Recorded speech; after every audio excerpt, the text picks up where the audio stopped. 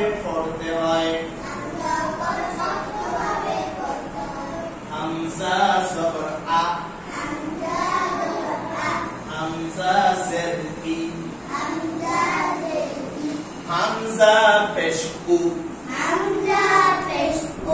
আইন কর কেমন করে পড়তে হয় আইন জবর আ আইন জের ই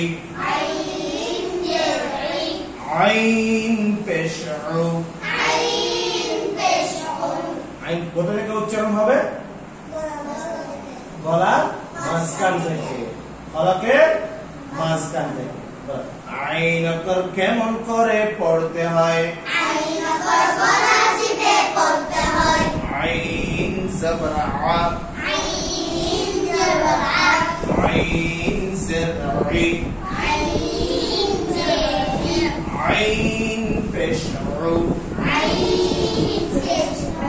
ইয়া কর কেমন করে পড়তে হয়